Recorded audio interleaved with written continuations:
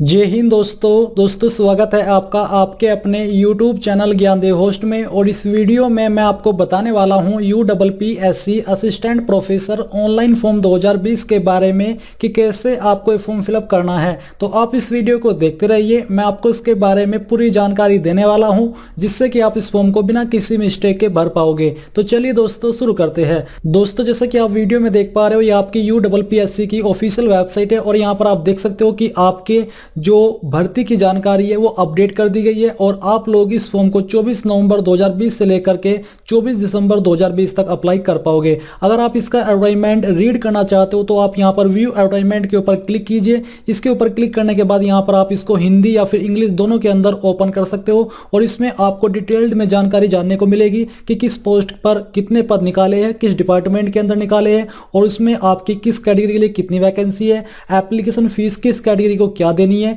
ये सभी जानकारी आपको यहां पर जानने को मिल जाएगी। तो आपको पहले इस जानकारी को चेक करना है। जब आपको लगे कि आप इस पोस्ट पर अप्लाई करने के लिए एलिजिबल हो तो आपको यहां पर आना है और आगे का प्रोसेस फॉलो करना है, जो कि अभी मैं आपको वीडियो में बताने वाला हूं।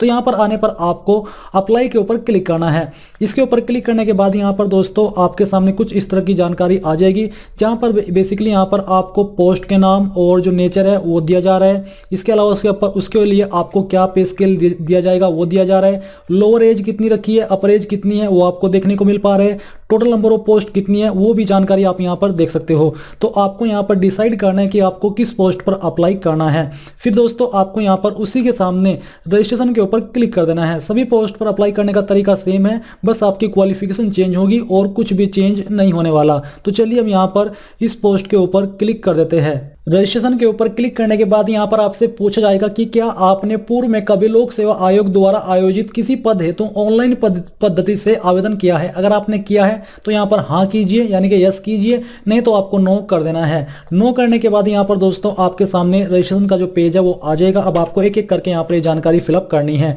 तो सबसे पहले कैंडिडेट नेम, तो आपको यहां पर 10वीं की मार्कशीट के अनुसार अपना पूरा नाम फिलअप कर देना है। इसके बाद अगर आपकी शादी हो चुकी है तो आपको अपने पति का नाम देना है, नहीं तो आपको अपने पिताजी का नाम यहां पर एंटर कर देना है। इसके बाद are you domicile of UP, क्या आप उत्तर प्रदेश के निवासी है, अगर है तो यस कीजिए, नहीं तो आप यहां पर नो भी कर सकते हैं। इसके बाद दोस्तों यहां पर आपको देखने को मिलेगा कुछ जानकारी, जैसे कि are you dependent of UP freedom fighter, अगर आप हो तो यस कीजिए, नहीं तो आपको नो करना है। इसके अलावा एक्स आर्मी, अगर आप हो तो यस कर दीजिए, नहीं तो यहां पर आपको नो करना है। फिर आता है are you handicap of UP, अगर आप हो तो यस कीजिए, नहीं तो यहां पर भी आपको नो करना है। Are you skilled player of UP, यानी कि क्या आप एक मेधावी खिलाड़ी हो, अगर हो तो यस कर दीजिए, नहीं तो आपको नो सिलेक्ट कर लेना है। Are you state government employ of Uttar Pradesh, अगर आप हो तो यस कीजिए, नहीं तो यहां पर भी आपको नो करना है। इसके अलावा आपसे पूछा रहा कि have you ever been debarred from UP public service commission, अगर आप निकाले गए हो किसी एग्जाम से तो आपको यहां पर यस करना है, नहीं तो यहां पर भी आपको नो करना होगा। कास्ट कैटेगरी आपकी क्या हो यहां से आपको सिलेक्ट कर लेनी है। ये सिलेक्ट करने के बाद नीचे आती है डेट ऑफ बर्थ, तो आपको यहां पर पहले डे सिलेक्ट करना है, इसके बाद यहां से मंथ और जो भी आपका ईयर है वो आपको यहां पर चूज कर लेना है। ये करने के बाद आता है जेंडर, तो जो भी आपका जेंडर है वो आपको यहां पर मेल फीमेल चूज करना है। मैरिड हो तो यस कीजिए, नहीं तो आपको नो कर देना है। इसके बाद मोबाइल नंबर यहां पर आपको अपना एंटर करना है और फिर आपको अपनी ईमेल आईडी यहां पर फिलअप कर देनी है।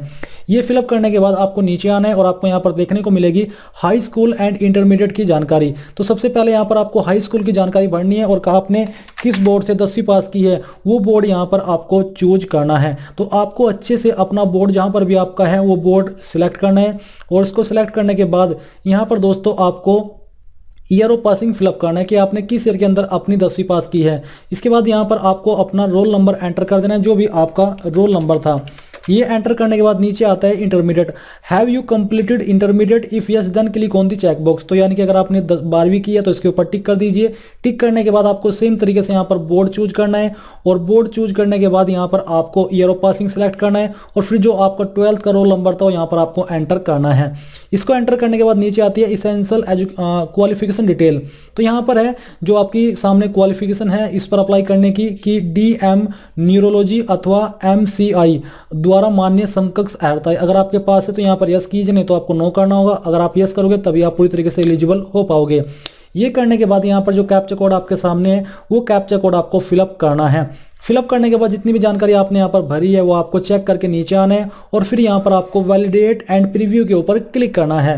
वैलिडेट एंड प्रीव्यू के ऊपर क्लिक करने के बाद यहाँ पर दोस्तों आपको अपनी जानकारी को कंफर्म करने का एक मौका मिल जाएगा। आपको अच्छे से इन जानकारी को चेक करना है और जब आपको लगे कि सभी जानकारी सही है तो आपको यहाँ पर टिक करना है और टिक करने के बाद यहाँ पर आपको सबमिट एप्लीकेशन के ऊपर क्लिक कर देना है और पूरी तरीके से श्योर हो जाना है कि जानकारी सही है। तो यहाँ से आपको अब ओके करना होगा।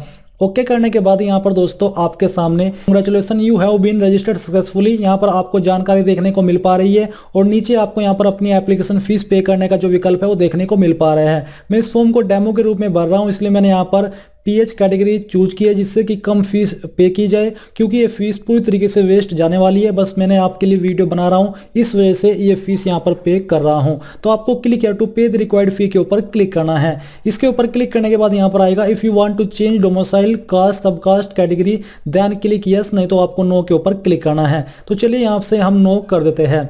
नो के ऊपर क्लिक करने के बाद यहाँ पर आपके सामने कुछ इस तरह का इंटरफेस आ जाएगा।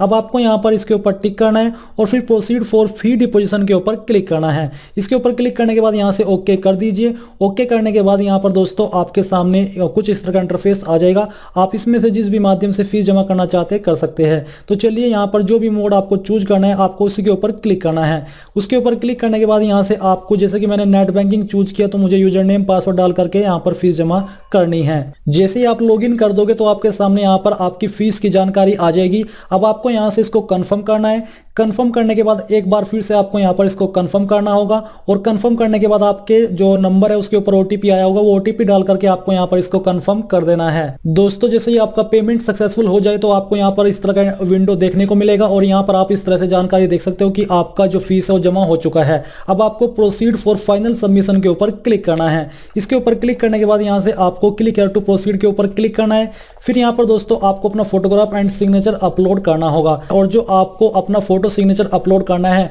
वो आपको एक ही इमेज के अंदर अपलोड करना होगा, जिसका फॉर्मेट कुछ इस प्रकार का होना चाहिए जैसे कि आप यहाँ पर देख पा रहे हो। ऊपर फोटो होना चाहिए और नीचे सिग्नेचर, और उसकी जो लेंथ है और जो हाइट है वो यहाँ पर इन्होंने आपको बताई है। तो ये आपको चूज फाइल के ऊपर क्लिक करना है और जहां पर भी आपने इस तरह से फोटो तैयार किया है वो आपको यहाँ पर अपलोड करना होगा। तो चलिए मैं यहाँ पर एक रैंडम इमेज आपको अपलोड करके दिखाता हूँ। आपको यहाँ पर जो यहाँ पर आपने फॉर्मेट देखा है, इस फॉर्मेट के अंदर रहते हुए अपना फोटो एंड सिग्नेचर अपलोड कर देना है। फिर आपको अपलोड फोटो एंड सिग्नेचर के ऊपर क्लिक करना है। इसके ऊपर क्लिक करने के बाद देखोगे फोटो अपलोडेड सक्सेसफुली, यहाँ से आपको उसको कट कर देना है। कट करने के बाद आपको नीचे आना है और यहाँ पर proceed for final submission of application form, इसके ऊपर क्लिक करना है। इसके ऊपर क्लिक करने के बाद आपको I declare that I have read the user instructions and detail advertisement, आपको यहाँ पर टिक करना है।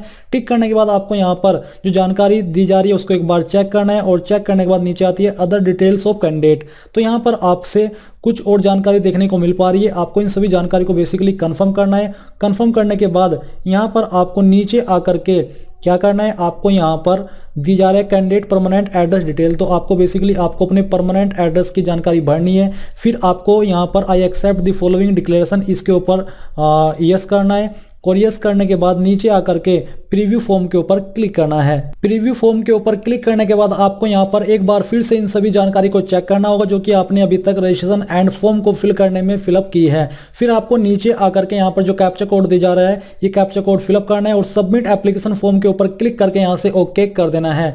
ओके करने के बाद आप यहाँ पर देखोगे कि your application has been submitted successfully, please take a print out of this application slip for future reference. तो यहाँ पर बेसिकली आपका फॉर्म कंप्लीटली सबमिट हो चुका है।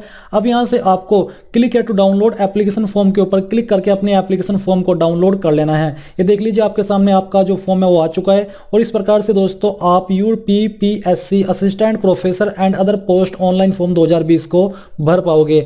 आई होप ये जो प्रोसेस है वो आपको पसंद आया है। अगर आया है तो आप इस वीडियो को लाइक, शेयर और आपके अपने यूट्यूब चैनल ज्ञानदेव होस्ट को सब्सक्राइब करके बेल आइकन को ऑन कर ले ताकि आपको आगे आने वाली वीडियोज के नोटिफिकेशन सबसे पहले मिल पाए। जय हिंद दोस्तों।